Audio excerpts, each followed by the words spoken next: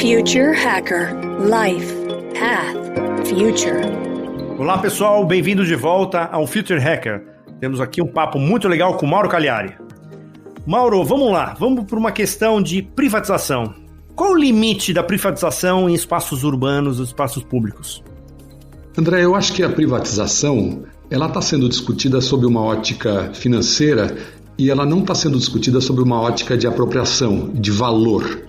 Qual é o valor do espaço público? O valor do espaço público numa cidade é ser o lugar onde as pessoas se encontram, onde as pessoas fazem compras, onde as pessoas se locomovem, é onde a cidade se encontra, onde a cidade funciona. Então, esse valor ele tem que ser mensurado.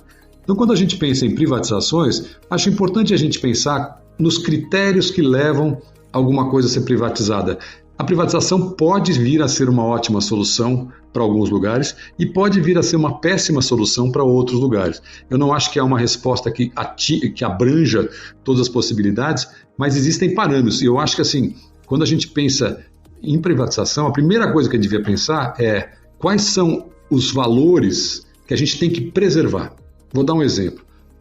O São Paulo fez uma concessão para uma área importante da cidade, que é o Vale do Anhangabaú. O que aconteceu? A prefeitura fez uma obra que foi feita a partir de um projeto que já tem alguns anos, foi retomado, foi gasto um dinheiro da prefeitura, mas que a manutenção vai ser feita pela iniciativa privada. É um projeto interessante, é um projeto de concessão. Por esse projeto, a empresa que ganhou vai ter que fazer a manutenção dos quiosques, os quiosques de alimentação, vai ter que cuidar dos banheiros, vai ter que cuidar dos espaços, vai ter que fazer manutenção dos bancos. Então, teoricamente, parece ser uma solução boa. Na hora que você entra nos detalhes, é aí que a gente tem que ter um critério, talvez mais claro, mais rigoroso, mais discutido com a população, para entender quais são os parâmetros, para entender se esse dinheiro que está sendo recebido, né, dessa concessionária está de fato ajudando a pagar aquilo que a gente quer preservar, que é o patrimônio construído ali naquela região, se os eventos que vão ser feitos por esse concessionário não estarão fechando o espaço em determinados momentos, o espaço que é público para apenas algumas pessoas. E esse tipo de exemplo eu acho que a gente pode levar para qualquer lugar. O Pacaembu, por exemplo, né? É claro que o concessionário precisa ter uma fonte de renda, mas é preciso ficar claro quais são os mecanismos de controle e os mecanismos de incentivo para esse concessionário. Mais um exemplo, o Parque do Ibirapuera, os grandes parques de São Paulo. A mesma coisa. Quem é a entidade que vai controlar para saber se o concessionário está prestando um bom serviço? Esse tipo de pergunta, elas estão sendo muito pouco feitas por esses contratos. Existe, por exemplo, um conselho de parques, de usuários e pessoas da prefeitura. É claro que esse conselho deveria ter sido mais envolvido do que foi durante o processo de concessão do parque. E, infelizmente, o que a gente vê é que parte dessas pessoas não foram ouvidas. O conselho como tal não foi ouvido durante esse processo. Então, o que eu sinto a privatização tem que ser discutida qual é o modelo, nós não estamos vendendo espaço público, nós estamos concessionando. Eu acho que as regras de controle deveriam estar mais precisas e mais elaboradas, e também o tempo e o prazo pelo qual os contratos duram. Infelizmente, nós temos contratos muito longos. Tem algumas coisas sendo discutidas na área de 30 anos. 30 anos é uma enormidade de tempo, como na área de transportes, por exemplo. Muito pode mudar, a tecnologia pode mudar, a cidade pode mudar, as pessoas podem mudar. Então, eu acredito que a gente não deveria trabalhar com contratos tão longos, só para dizer alguns critérios. Então, respondendo à pergunta, sim, privatização pode ser muito um projeto interessante para a cidade, mas ele não deveria nunca ser um projeto em si. Ele é um meio para se atingir alguma coisa que é o encontro. Infelizmente, a gente não viu nenhum desses processos que eu citei o projeto de privatização ser um meio para uma boa manutenção, para um encontro, quais são os valores que vão ser preservados. A gente tem visto sempre ele como um fim em si, que é uma geração de dinheiro que não faz sentido. Tem muitas maneiras da cidade gerar dinheiro, uma delas também é garantindo essa qualidade da diversidade dela. Mauro, vamos para a cidade ideal. O que você acredita? Eu sei que eu estava lendo, né, alguns sites, alguns blogs aí sobre esse tema, e muita discussão se é uma cidade vertical, horizontal. Teoricamente, o que você acredita que seria uma cidade ideal que tivesse assim, pode ser utópica, mas assim, o que seria para você uma cidade ideal? Olha, as pessoas que falam da cidade ideal sempre são, é claro que esse é um tema sempre utópico. O que a gente vê, André, é que essa visão da utopia ela vai mudando ao longo do tempo. No começo ali do século XX, quando o carro começou a aparecer forte na vida da cidade, a cidade ideal aparecia como uma cidade que você precisava se mover rapidamente, e aí você ia de uma região onde você trabalhava para uma região onde você morava, e depois você pegava um carro velocíssimo, ou depois alguém começou a brincar de veículos que voavam, né, os Jetsons, por exemplo, e aí você chegava na sua casa e você ia num lugar. Essa compartimentalização, durante o século XX inteiro, ela foi um modelo de crescimento da cidade. Então, a cidade utópica era essa cidade. Uma cidade que os modernistas separaram em funções e que os carros, né, os veículos, seriam a maneira de você atingir esses diferentes lugares. Ela teria grandes prédios, imensas áreas vazias, áreas verdes. Talvez, assim, um pouco lembrando alguns dos planos, inclusive um plano que não ganhou de Brasília e talvez algumas coisas ligadas nessa frente. Hoje, o que urbanistas parecem, nada é consenso, é claro, mas o que se discute mais é, diante da dificuldade energética da cidade, pessoas que moram muito afastadas umas das outras, a cidade muito afastada, muito pouco densa, ela não é bem-vinda, porque ela faz com que as pessoas se obriguem a se deslocar. Por outro lado, a cidade que é só grandes prédios enormes, ela também tem dificuldades tremendas, porque você também tem esse deslocamento vertical.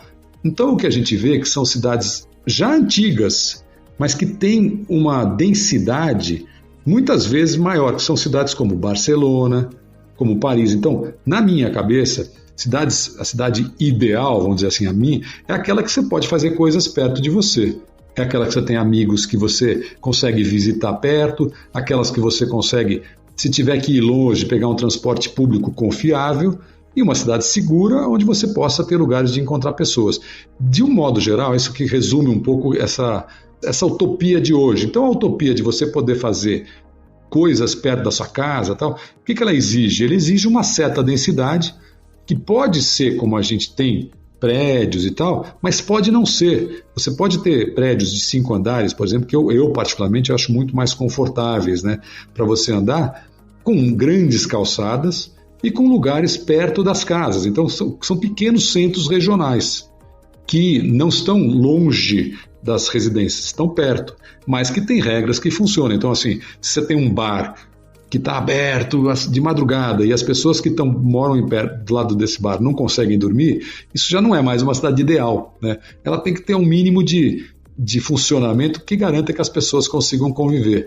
E grandes espaços públicos, e grandes lugares que você pode ir a pé. E pequenos espaços públicos, lugares que você não precisa ter um parque do Ibirapuera a cada esquina, mas você pode ter um largo, você pode ter uma calçada de 8 metros, que de repente faz com que você tenha mesas na calçada, que você tenha um banco que alguém pode sentar que não está consumindo nada em lugar nenhum.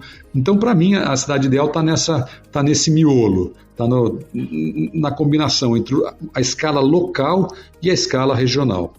Legal, Mauro. Vou botar uma pitada agora aqui de tecnologia. Eu queria que você discorresse sobre, assim, qual a sua opinião sobre as Smart Cities, ou o que alguns estão chamando agora, né, Smart Social Cities, né? Que acho que tem até uma iniciativa muito interessante aí, que é em Laguna, né, que acho que é uma cidade perto do Ceará, que estão fazendo, assim, estão falando que teoricamente vai ser a primeira cidade inteligente social do mundo. Você vê isso aí em escala, um projeto como esse? Smart City é um conceito que o pessoal traduziu para cidade inteligente, que tem gente que traduz como cidade esperta, né, porque smart não é intelligent, né, mas durante um tempo, André, eu acho ótima a sua pergunta, porque esse conceito de Smart City estava muito mais ligado aos produtores de tecnologia, os desenvolvedores de software, vendendo soluções para as prefeituras. E aí, agora, eu acho que já não há mais espaço para esse tipo de gadget, nós não estamos mais nessa fase, nós estamos muito mais evoluídos, nós estamos falando agora em que todo mundo que começa a falar de Smart City, a primeira coisa que fala é que cidade inteligente é aquela que usa a tecnologia para melhorar a qualidade da vida das pessoas. O social, que você citou bem lembrado, né, ele aparece como uma maneira de reforçar esse ponto. Eu acho que é dispensável. uma cidade não seria smart se ela não fosse social. Eu acho que a gente pode até prescindir de usar esse termo, mas essas iniciativas que hoje estão na mão da iniciativa privada, elas são ótimos laboratórios para a gente testar. Tem um projeto desses no Canadá que não vingou, que estava associado ao Google e que não deu certo. Teria sido uma grande chance da gente aprender um pouco. Esse projeto de Laguna, no Ceará, ele é interessante porque ele se propõe, né, a trazer alguns dos conceitos de tecnologia para a vida ser melhor. E aí que eu acho que está o laboratório. O que é a tecnologia que vai melhorar de fato a sustentabilidade das cidades? É tecnologia de sinais de trânsito que ficam verdes quando a pessoa está passando, que você não precisa apertar um botão. Legal. É aquela que avisa, tem muita gente que fala desses exemplos, né, do lixo que encheu e tal. Nada disso faz sentido se você não tiver um bom sistema de reciclagem. Nada disso faz sentido se as pessoas não fizerem compostagem nas suas casas. Então, eu acho que a tecnologia é muitíssimo bem-vinda. Acho que a gente está ainda muito atrás do que precisava, mas o que tem por trás disso é um conceito de gestão. E aí sim, o gestor tem que ser smart. O gestor tem que ser inteligente, tem que ser alguém que consegue manipular isso. Hoje, eu diria o seguinte, que cidades como as nossas grandes cidades no Brasil, infelizmente, elas ainda prescindem, além da alta tecnologia, elas ainda prescindem da baixa tecnologia. Estamos falando de coisas básicas, de tecnologia de fazer calçada que não quebra, de tecnologia, e aí da média tecnologia, de avisar que vai demorar 14 minutos para chegar um ônibus no ponto que você está. Porque aí você pode fazer outra coisa nesses 14 minutos.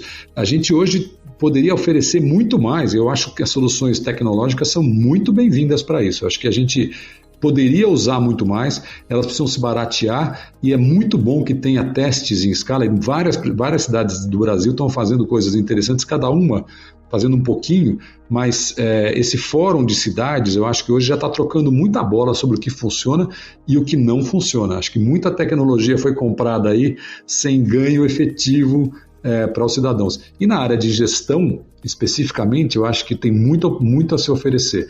Na gestão digital, infelizmente o Brasil está muito para trás, e eu acho que a pandemia trouxe uma questão muito interessante, muito importante, que é a da desigualdade digital. Pessoas que simplesmente não existem, elas não têm CPF, não têm conta no banco. É incrível que a gente esteja hoje dificultando a vida dessas pessoas por falta de uma solução digital de reconhecimento, desde você ter firma reconhecida, que a gente ainda é um país cartorial, até você poder fazer serviços online hoje no celular nem com 5G, com 4G. Eu acho que a gente poderia usar muito mais, a gente deveria acelerar muito mais em várias frentes, mas sem esquecer que por trás da tecnologia tem que ter uma mensuração do que aquilo melhorou a vida do cidadão. É menos tempo de espera, é menos tempo por espera de serviços na rede pública de saúde, arranjar indicadores, né, e de fato trabalhar com esses indicadores que dizem ou que contam um pouco sobre a qualidade de vida na cidade. Perfeito. E um ponto-chave que você falou exatamente são os gestores, né? Quem está por trás organizando toda essa estratégia, né? Pois Legal. Né? Infelizmente, eu acho que a gente tem uma troca muito grande nos primeiros escalões, desde o nível federal, o estadual, o municipal, e uma equipes que estão lá, independente, né, dos governos, elas poderiam ter mais. A chave, né, dessa gestão, ela está na continuidade mesmo. Eu acho que uma das coisas que a gente deveria pregar é a diminuição do número de pessoas que um gestor pode substituir quando ele chega, porque praticamente troca todo mundo. E aí você tem uma quebra de continuidade tremenda, é muito ruim a troca de gestores no Brasil, em qualquer plano, em qualquer esfera, em qualquer linha ideológica. Mauro, e como é que você, por exemplo, só para não sair desse tema, assim, eu não sei se o percentual é esse, mas eu lembro que mais ou menos, se não me engano, 54% dos municípios não tem saneamento básico, né? E aí você vai ver uma empresa, uma cidade dessa totalmente tecnológica. É um paradoxo, assim, é contraditório, mas eles conseguem sobreviver juntos, um pode inspirar o outro. Como é que a gente consegue resolver um problema como esse, quer dizer, de ter 5.500 municípios onde tem 54% que não tem saneamento, e aí do outro lado você tem empresas já fazendo testes com empresas tecnológicas. Como é que convive isso junto? Isso é a cara do Brasil, né? É o que o pessoal já chamou de Belíndia, né? Uma mistura da Bélgica com a Índia, que tem vários jeitos da gente falar dessa desigualdade. Eu acho ótimo que você tenha trazido ela, André. A questão do saneamento, se não me engano, esse número refere-se ao número de de domicílios, né? Que tem e não tem. A pauta da desigualdade não tem sido a pauta que leva alguém a ser eleito.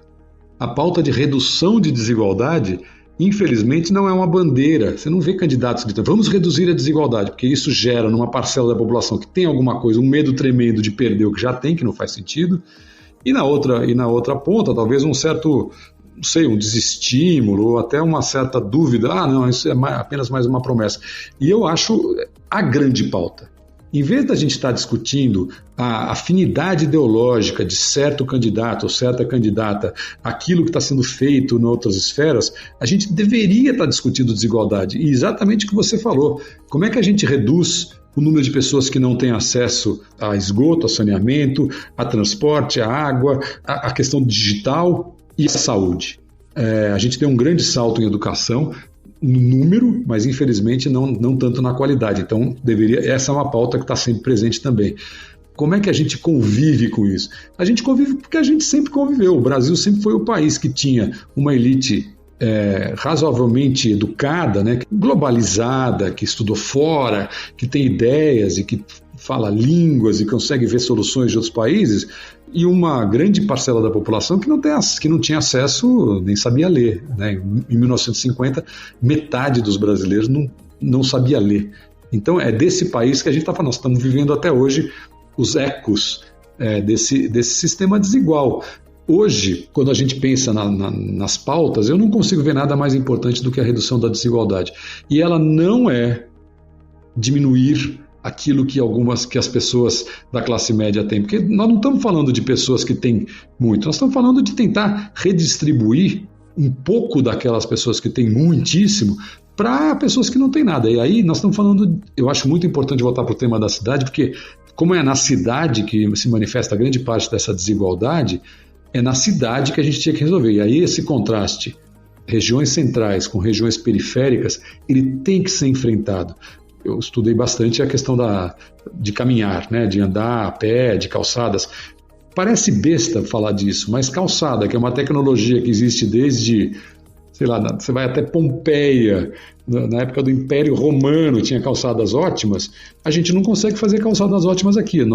As regiões periféricas de São Paulo, favelas também incluídas aí, elas não conseguem ter uma experiência mínima da pessoa sair de casa, andar 1 quilômetro até um ponto de ônibus sem tropeçar, sem encontrar lixo e sem encontrar situações perigosas. Então, eu diria que o combate aí à desigualdade, ela começa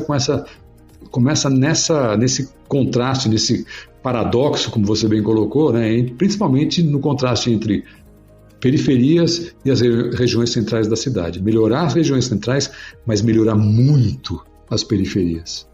E olha que a gente não está falando nem de acessibilidade, né? Que aí já seria uma outra pauta, né? Pois é, né? Mas é bem lembrado. 6% dos paulistanos têm algum tipo de deficiência física. Essas pessoas não conseguem ir até a esquina para uma farmácia.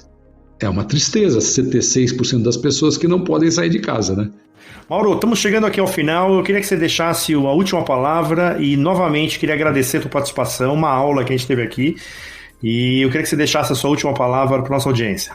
Olha, André, obrigado pela conversa. Foi um prazer rever você e conversar um pouco sobre esse tema que, para mim, é fascinante. Eu acho que cidades são aquela coisa concreta que está em volta da gente, que às vezes a gente não percebe. É difícil falar numa cidade de São Paulo com 12 milhões de habitantes, é mais difícil ainda falar na grande São Paulo, na região de 20 milhões de habitantes.